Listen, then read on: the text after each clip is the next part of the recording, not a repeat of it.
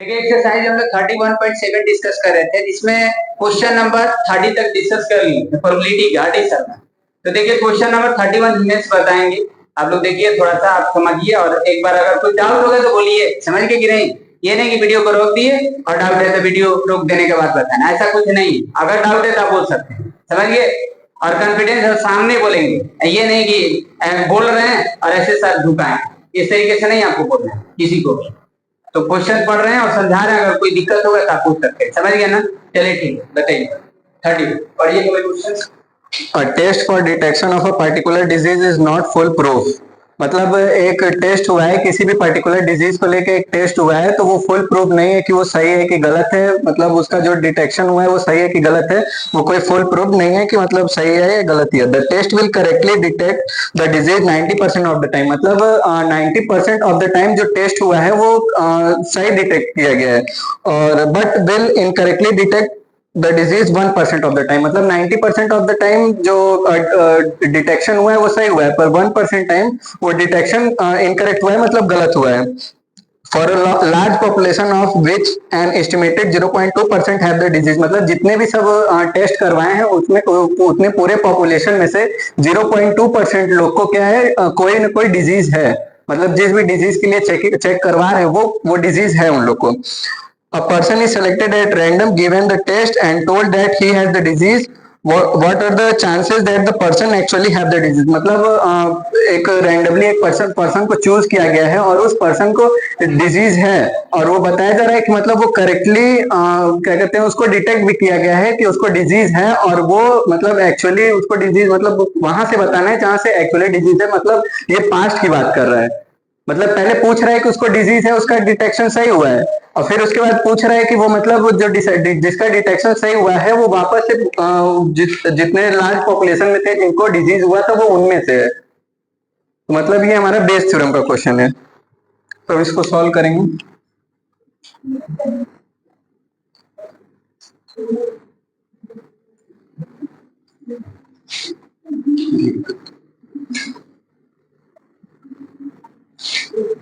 Question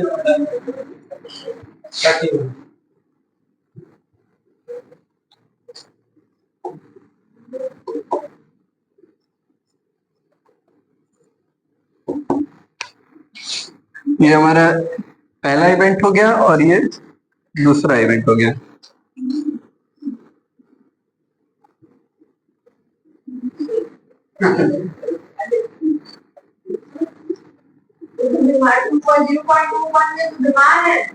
हाँ 0.2% मतलब जितने लोग भी चेक करवाए हैं 90% और 1% और बाकी जितने भी चेक करवाए हैं जिसका गलत या सही जो भी आया हो, लेकिन उसमें से टोटल एक्चुअली 0.2% लोग उसमें से बीमार हैं। पॉपुलेशन पहले पहले नहीं, पहले डिटेक्ट करवाएंगे ना, तब तो हमको पता चलेगा कि एक्चुअली में 0.2 लोग बीमार हैं। ऐसे कैसे पता चलेगा कि इतने लोग बीमार हैं कि नहीं है, या किसी का डिटेक्शन। जैसे पहले बीमारी होगी, पहले बीमार होगा आदमी कि फिर पहले चेक ही करवा लेगा। पहले उसको कुछ होगा, कुछ सिम्टम्स दिखेगा तब ना जाके वो चेक करवाएगा। मतलब टोटल पॉपुलेशन टोटल कितना बीमार है, 0.2% लोग बीमार है, ठीक है। जितने भी चेक करवाए उसमें से 0.2% लोग बीमार है। अब उसमें से हमको बताना है कि किसका सही डिटेक्ट हुआ है, किसका गलत डिटेक्ट हुआ है, और फिर जिसका सही डिटेक्ट हुआ है वो हमारा 0.2% लोग जो बीमार हैं, जिनका डिटेक्शन सही हुआ है, और फिर उसके बाद 10% लोग जो हैं उनका डिटेक्शन गलत हुआ है। फिर उसके बाद हमारा जो 99.8% जो बीमार नहीं है उनका 1% जो है डिटेक्शन गलत हुआ है, और बाकी 99% डिटेक्शन उनका सही हुआ है। खुद में 100%, और यहाँ पे 99.8 मतलब जो इनकरेक्ट है उसमें ये खुद में 100% है। ये हेल्दी पर्सन और ये अनहेल्दी। अब इनमें तो डिजीज का चांस नहीं है, लेकिन इसमें बता रहा है कि 1% डिजीज है, और इसमें बता रहा है कि इसमें 90% बता रहा है डिजीज, 90% डिजीज बता रहा है। ऐसे तो ये 100% होने चाहिए, समझिए, लेकिन ये 90% बता रहा है क्वेश्चन के हिसाब से, समझिए। मतलब ये पूरे अपने आप में एक 100 होगा, उसका 90% डिजीज है, और ये गलत डिटेक्शन किया जा रहा है, इसमें 1% डिजीज, समझिए। सही है कि नहीं। ऐसा क्वेश्चन देखिए एनसीईआरटी में भी है, एनसीईआरटी में भी एक क्वेश्चन है। चलिए हम आपको टेस्ट लेंगे ना, तो टेस्ट लेंगे तो सामने लेंगे, ऐसे ही लेंगे टेस्ट। समझ गए? एनसीईआरटी में जो क्वेश्चन है ये आप लोग लगा देंगे ना, ये खड़ा होकर आपको रिस्पॉन्स देना पड़ेगा ओरल। अब ये बस आज हो जाएगा, फिनिश हो जाएगा। दो क्वेश्चन वगैरह बता देंगे, एक दो क्वेश्चन छूटेगा तो उसको आप कर लेना अपने से। थोड़ा सा स्पीड से लिखो नहीं मतलब क्वेश्चन आप बता।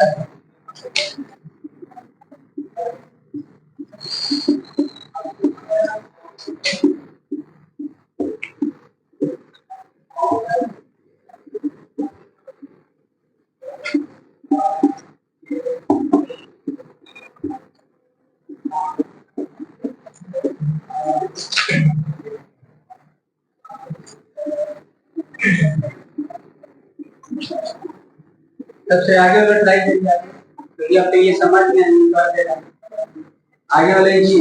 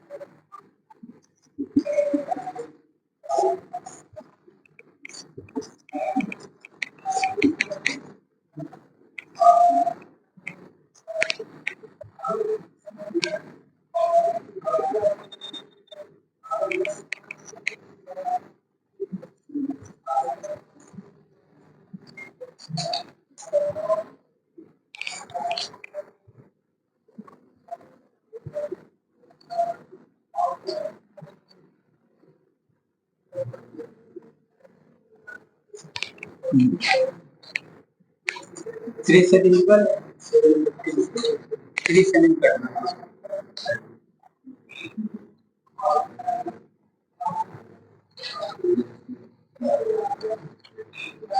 अरे चलिए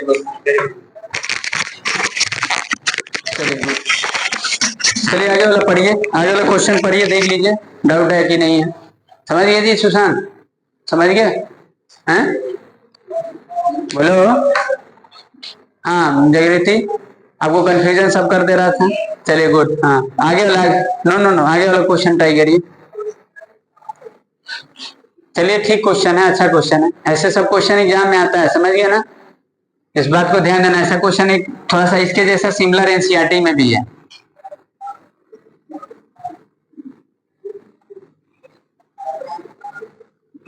हाँ एनसीईआरटी का क्वेश्चन तो इसमें है ही। हाँ एनसीईआरटी वाला भी दे दिए। चलिए क्वेश्चन नंबर 32 देखिए। 32 बता दे रहे हैं, 33 और 34 में से कोई एक बता देंगे और 35 बता देंगे। समझ गए? इसके बाद एक क्वेश्चन और बचेगा 36। 36 आप खुद से करना, इसी के जैसा है। समझ गए? एनसीईआरटी वाला है जो बता रहे थे। समझ गए? वो एग्जाम में पूछा हुआ क्वेश्चन है, जो लास्ट क्वेश्चन है, वेरी वेरी इंपॉर्टेंट क्वेश्चन। चलिए 32 पहले देखिए, फिर नीचे देख लेते हैं कौन कौन बताना है, क्योंकि अब मैक्सिमम क्वेश्चन हम लोग कर लिए हर टाइप का क्वेश्चन। अब इसके बियॉन्ड आपको आएगा नहीं। हाँ देखिए, इसमें बोला कि let D1 D2 D3 mutually exclusive disease. Mutually exclusive का मतलब कोई किसी से मतलब नहीं है। समझ गए ना? समझ रहे ना? आप जानते हैं म्यूचुअली एक्सक्लूसिव इवेंट जानते हैं। समझ गए? मतलब इंटरसेक्शन 5, किसी से कोई लेना देना नहीं। हाँ let's S be the set of the observable symptom of the disease. A doctor has the following information from a random sample of the 5,000 and patients. 800 had disease and D1, and 2100 had the disease D2, and other had disease D3. 1500 patients with disease D1 and 1200 patients with disease D2 and 900 patients with disease D3. So the symptom, which of the disease is the patient most likely to have? इसमें से ये नहीं पूछ रहे, directly पूछा नहीं किसके मतलब किसके रिस्पेक्ट में निकालना है। बात समझिए। सबसे पहले देखिए आ रहा है कि नहीं आ रहा, आप लोग आ रहा है? हेलो, नहीं आ रहा है? चलिए D1 और D2 और D3 देखिए, 3 म्यूचुअली एक्सक्लूसिव डिजीज है। समझ गए? पहले देखिए D1 है, D1, D2 और D3। ठीक, इसमें देखिए D1 में कितने लोग हैं? Let S be the set of the observable symptom of the disease. A doctor has the following information from a random sample 5000 है, मतलब टोटल पॉसिबिलिटी 5000 है, मतलब 5000 पेशेंट हैं। जिसमें D1 में मतलब जो D1 डिजीज है, अब वो नाम नहीं लिखा है कि कौन सा डिजीज है, समझ गए? जिसमें कितने लोग हैं D1 में? 800। तो इसमें 800 है, इसमें कितने हैं? हेलो, इसमें कितने हैं?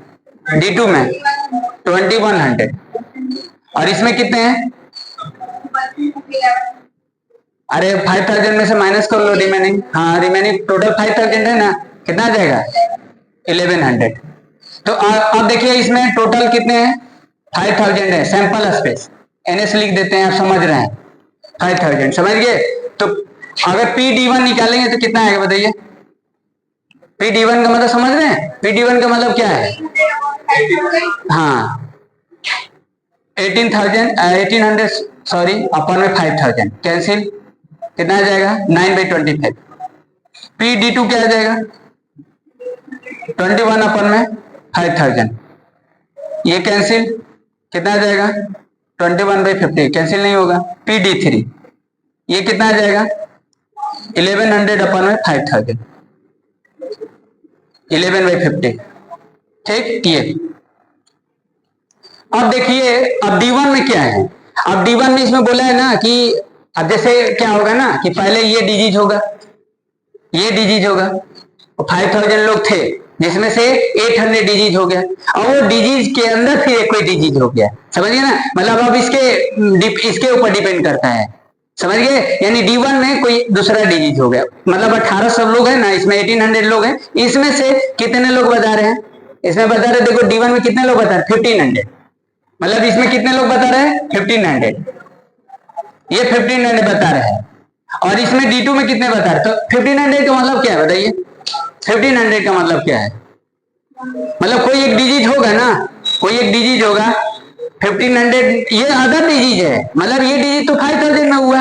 अब ये 1500 जो डिजीज है ना, बाबू, जैसे वही वाला एग्जांपल आप कंडीशनल वाला बताए थे कि पहले बोर्ड पास कर रखा था, फिर प्री बोर्ड पास किया, फिर मेंस दिया, समझ गए? अब मेंस देगा, प्री बोर्ड देगा, वही मेंस देगा, प्री बोर्ड देगा वही मेंस देगा, प्री बोर्ड पास करेगा वही मेंस देगा, और टोटल पहले थे, जैसे अगर हम आपको एग्जांपल लिए थे, याद है कि नहीं है? तो वैसे ही मतलब अब ये सैंपल स्पेस इसके लिए काम करेगा, समझिए? यानी 800 में से ये 1500 जो है वो अदर डिजीज है, मतलब ये कंडीशनल हो जाएगा। कंडीशनल का मतलब समझ रहे कि नहीं? कंडीशनल का मतलब क्या? अभी ये मान लेते हैं ये इवेंट है, अब देखो इसमें जो 800 में ये डिजीज है ना 1500, वही 2100 में यही डिजीज होगा, समझिए? अब ये 2100 में ये डिजीज लोग को उतना ही हो गया, ये डिजीज कॉमन है, समझ रहे कि नहीं? हेलो, ये डिजीज कॉमन है, यानी 800 में 1500 ऐसा डिजीज है जो मतलब 800 में दिखा जा रहा है, तो ये तो आखिर इसका ये सबसेट ही होगा, ये भी सबसेट होगा, लेकिन ये इसके लिए क्या है? सबसेट है, और इसके लिए सुपर सेट है, ये सेट है, समझिए? यानी सैंपल स्पेस है। तो जब हम इसकी प्रोबेबिलिटी निकालेंगे तो 1500 अपन में 800 करेंगे, समझ गए ना? 1500 अपन में सॉरी 1800, समझ गए? ये करेंगे तो आखिर उसको क्या लिखेंगे? पहले डी ऑलरेडी हैपन, तो क्या लिखेंगे? PD1, मतलब ऐसे लिखेंगे ना, D1 और A, ये लिखेंगे। बात समझ गए कि नहीं? बात समझ में है? यानी वही लिखा है कि 1500 जो D1 में डिजीज है, समझिए? ये बात है। हाँ, इस बात को ध्यान देना है कि अब 2100 में जो ये डिजीज है ना, ये कॉमन है, क्योंकि अब डेथ थ्योरम हम लोग क्या लेट कर रहे थे, आपको याद है ना? ये कॉमन हो रहा था, समझिए? तो जो इसमें डिजीज है ये 2100 में डिजीज होगा, जो ये डिजीज है वही यहाँ भी डिजीज होगा, और वही यहाँ भी डिजीज होगा, ये इतने में होगा डिजीज, समझ गए? वही सिम्टम जो भी अब है, इसी का मतलब सिम्टम देखा गया डिजीज का, समझ गए कि नहीं? तो ये D2 में कितने लोग हैं? D2 में देखो 1200 है, ये 1200 है, और इसमें कितने लोग हैं? 900। ठीक, अब देखो अब इसमें पूछ क्या रहा है? पहले तो आपको ये देखना है कि बेस थ्योरम का क्वेश्चन है कि नहीं, तो आपको समझ में आ रहा है कि बेस थ्योरम का क्वेश्चन है? बेस थ्योरम का समझ में नहीं आ रहा क्वेश्चन है?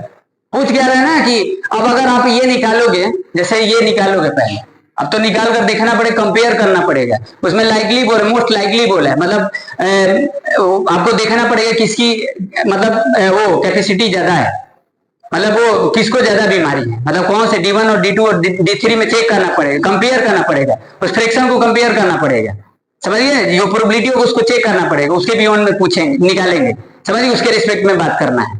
बात समझ में आ रहा है? पहले आप ये निकालिए P D1 A, ये कितना आ जाएगा 1500 अपन में 1800। अब ऐसा करना है, ये हो जाएगा, और P A/D2 ये कितना आ जाएगा 1200 अपन में 2100,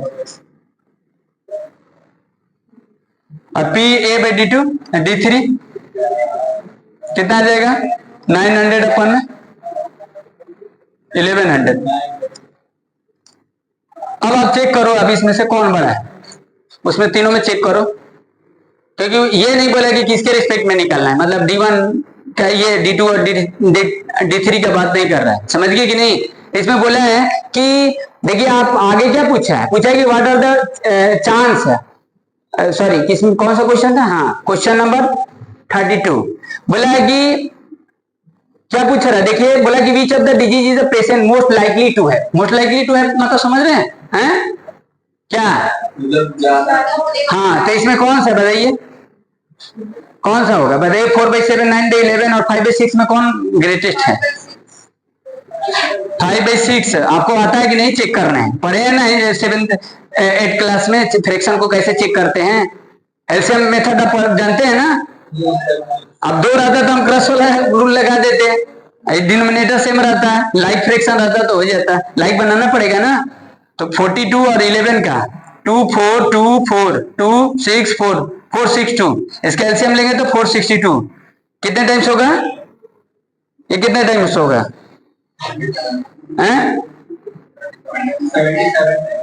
77 टाइम्स, तो 77 से और 5 से कर दो 375 हो गया। इसको कितने टाइम्स, ये कितने टाइम्स होगा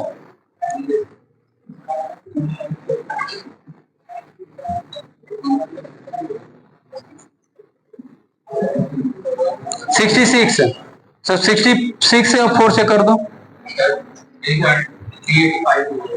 ये चलिए कोई बात नहीं, 262 हो गया, और ये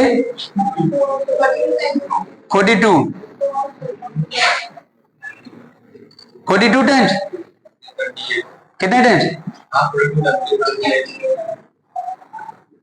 बड़ा, ये 5/6, तो इसका मतलब ये पूछ रहा है आपसे, ये पूछ रहा है, बस सिंपल, समझ गए? A/D1 पूछ रहा है, तब इसको क्या लिख देंगे, समझ में आया? तो ऐसे इसका देख लेना कि कंपेयर कर लेना, ये थोड़ा सा आउट ऑफ सिलेबस क्वेश्चन है, कोई दिक्कत नहीं। PA/D1 PD1 इंटू PA/D1 क्या होगा, यहां पर ये पूछ रहा है ना, सॉरी PA/D1, हाँ, तो ये क्या लिखेंगे PD1 इंटू PA/D1 और PD1 into PA/D1 plus PD2 into PA/D2 plus PD3 into PA/D3, इसको कंप्यूट कर देना, सॉल्व कर देना, आ जाएगा, समझ गए कि नहीं? आगे समझ में पूछ रहा है, आगे बोला है, हाँ कौन सा डिजीज मोस्ट लाइकली है, नहीं तो आप उसको नहीं अच्छा चलिए, कोई बात नहीं, आप उसको देख लिए, कंपेयर कर लिए, कोई दिक्कत नहीं। बेस थ्योरम का अगर बात होगा आगे पूछता तो उसके रिस्पेक्ट में निकाल देते, समझ गए? चलिए ठीक है, मतलब दोनों में तीनों में देखना था कौन सा मोस्ट लाइकली है डिजीज है, चलिए ठीक, ओके। हाँ देखिए 33 और 34 सेम क्वेश्चन है, समझ गए? 33 देखिए किसको आ रहा है, 34 देखिए किसको आ रहा है, ठीक, चलिए 35 बता देते हैं, समझ गए?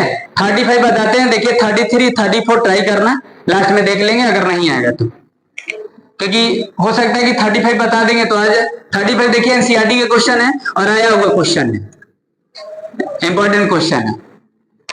और 2 क्वेश्चन है तो आप उसको ट्राई करना।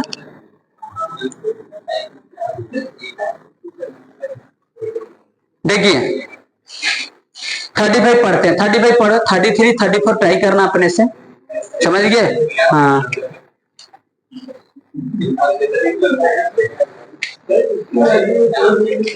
बाबू 34 35 ट्राई करिए, 35 पढ़ो, ठीक 35 पढ़िए। चलिए पढ़ते हैं। देखिए एनसीईआरटी का क्वेश्चन है, लिखा नहीं है लेकिन एनसीईआरटी का क्वेश्चन है, समझ गए? हो सकता है कुछ डिफरेंट दिया हो, पढ़ते हैं तो पता चलेगा, लेकिन हमको लग रहा है कि एनसीईआरटी का क्वेश्चन है। देखिए इसमें दिया है कि अब थोड़ा सा अच्छा क्वेश्चन है, थोड़ा सा समझने की कोशिश करना, और हो सकता है कि अगर ये बता देंगे तो ऊपर वाला आप लोग कर लोगे, समझिए, और नहीं आएगा तो फिर बता देंगे। इन answering a question on the multiple choice test, a student either knows the answer or guess. Let 3/4 the probability that he knows the answer, 1/4 be the probability that guess. देखो इसमें बोला है ना कि जैसे आप मान लो एग्जाम में अगर बैठते हो, एमसीक्यू का या कोई भी टेस्ट देते हैं, तो कुछ चीजें ऐसा होता है जो हमको पता रहता है, समझ गए? तो जब हमको पता रहेगा, मतलब हमको आंसर पता रहेगा, तो उसमें तो हम 100% सही करेंगे। अब कुछ चीजें नहीं पता रहती तो उसमें हम गेस करते हैं, तो गेस भी करते हैं तो सही भी हो सकता है, गलत भी हो सकता है, समझ गए?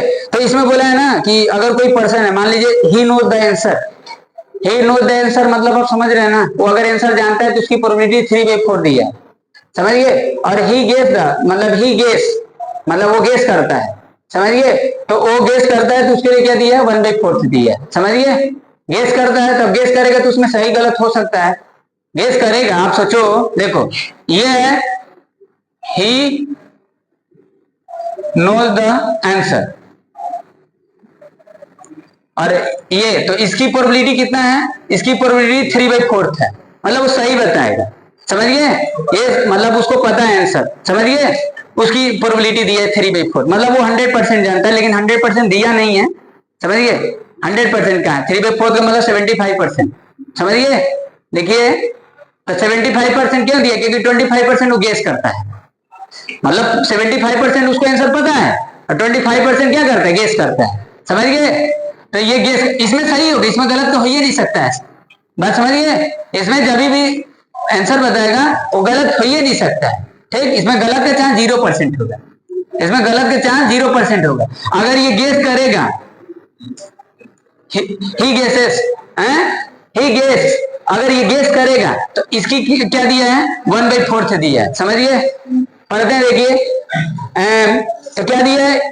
इन answering a question and multiple choice test a student either know the answer और गेस, समझिए? 3/4 be the probability that he knows the answer, he knows the answer, 3/4 be the probability that he knows the answer, and 1/4 be the probability that he guesses, समझिए? he guesses, समझिए? क्या कर रहा है? he guess कर रहा है।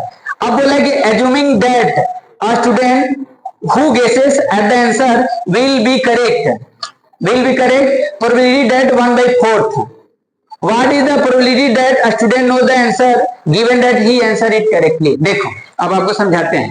जैसे उसको अगर आंसर पता है तो 3/4 है, अगर वो गेस करता है मतलब वो गेसेस करता है तो इसकी कितना है? 1/4 है, समझिए?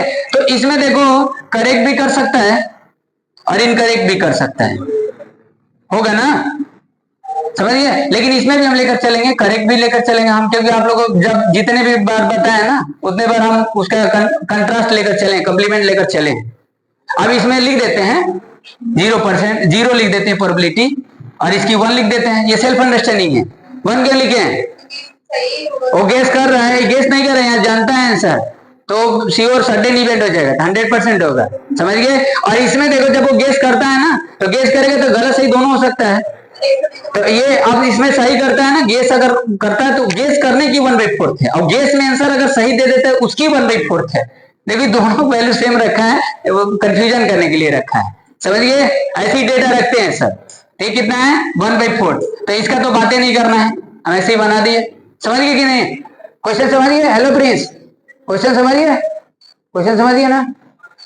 चलिए ठीक है, तो क्या निकालना है? देखिए बोला है what is the probability that a student no the answer given that he answer it correctly. मतलब ये इसको इवन लेट कर लेते हैं, इसको ई2 लेट कर लेते हैं। किसके रिस्पेक्ट में पूछ रहा है? क्या पूछ रहा है? What is the probability that the student no the answer, मतलब उसको पता है, उसका बात कर रहा है और वो करेक्ट दे दिया है, तो मतलब ये हो चुका है, ऑलरेडी हैपन, और इसका पूछ रहा है, तो ये पूछ रहा है ना इवन भाई, ये पूछ रहा है। अब एक का मतलब समझ रहे हैं ना, आंसर करेक्ट देता है उसके लिए ए एज्यूम कर लेते हैं, ठीक। तो लिख लीजिए, ये देखिए ऐसा क्वेश्चन आता है एग्जाम वगैरह में, ध्यान देना आपको। ये एनसीईआरटी का ये सब आपके जबान पर रहना चाहिए, समझिए। इस सब में क्वेश्चन में प्रॉब्लम नहीं होना चाहिए, सब में लोचा नहीं है, तो एकदम साफ है, साफ लैंग्वेज में लिखा है, एनसीईआरटी का लैंग्वेज है, ठीक। P2 P A/2 plus P E3 अरे sorry E1 into P A/1 हो गया।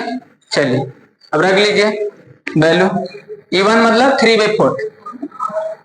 अब देखो इसकी सेल्फ अंडरस्टैंडिंग दिया नहीं है, वो समझना है, अपने से लिखना है, समझिए। 1 ये कितना है E2 1/4 1/2 ये ओके 3/4 इंटू 1 3/4 कितना आ जाएगा? कंप्यूट करिए 1/4 3/4 1 आ जाएगा ना, 1 आ जाएगा, आंसर वही आएगा 3/4। चेक कर लो आंसर। अरे 1 अरे सॉरी नो नो नो 1/16 होगा, सॉरी 1/16 3/4। हम सोचे कि 1/4 तो 3/4 पे कितना आ जाएगा? 3/4 16